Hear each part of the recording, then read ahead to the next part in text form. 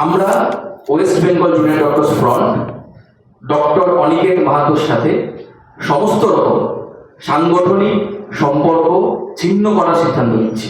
এর সঙ্গে আপনারা জানেন যে সমস্ত জুনিয়র ভাই বোনেরা যাদের হয়তো মিডিয়ার সামনে আপনারা দেখতে পান না, কিন্তু তারা শুধুমাত্র এই আন্দোলনে সাপোর্ট করার জন্য, তাদের কলেজ থেকে মিছিলে আসার জন্য, মিছিলে বাস নিয়ে আসার জন্য, মিছিলে আপনার প্যান্ডেল আনার জন্য তাদের নামে 10টা 12টা করে এফআইআর করা আছে।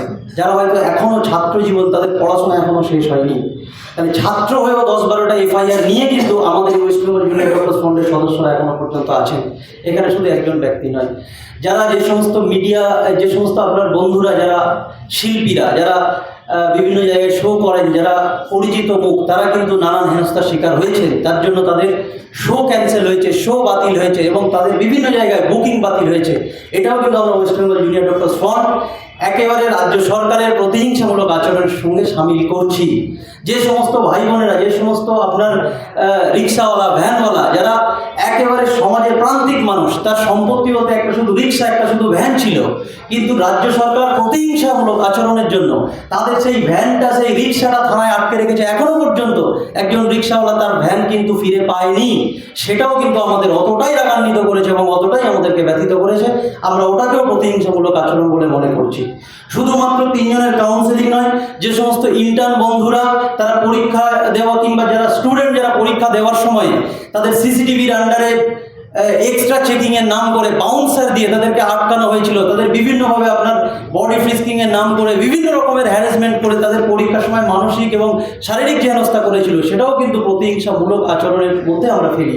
যে সমস্ত সাধারণ নাগরিক গ্রামে গঞ্জে শুধুমাত্র উই ওয়ান্ট জাস্টিস এই ব্যাচটা করেছিল বলে তাদেরকে গ্রামগঞ্জ থেকে শাসক দলের মদতে তাদেরকে আলাদা করে দেওয়া হয়েছে।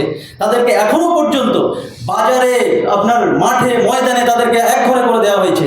তাদেরকে বিভিন্নভাবে এখনও হেনস্থা করা হচ্ছে। হ্যাঁ, যে সামনে মাইকের সামনে ছিল সে যতটা আপনার প্রতিহিংসার শিকার হয়েছেন বা যতটাই নেতৃত্ব দিয়েছেন, ঠিক তেমনই একেবারে মাইকের পিছনে যিনি এই ছোটোখাটো জায়গায় হেনস্থা হয়েছেন, তারাও একই সঙ্গে কাঁধে কাঁধ মিলে এই আন্দোলনটা করেছে বলে আমরা এখানে মনে করি।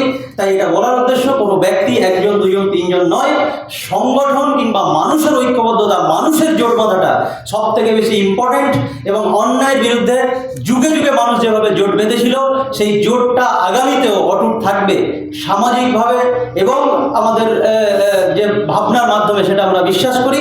সেই বিশ্বাসেই আমরা মনে করি এটা এক ধরনের প্রতিহিংসামূলক হলেও আমরা একত্রিতভাবে থাকবো এবং জোট থাকবো। সার্বিকভাবে এই সিদ্ধান্তগুলি আমরা আন্দোলনের ক্ষতি হিসেবেই মনে করছি। এই পরিস্থিতিতে, এই অত্যন্ত বেদনাদায়ক পরিস্থিতিতে আমাদের একটি সিদ্ধান্ত নিতে হচ্ছে এবং সেই সিদ্ধান্ত হলো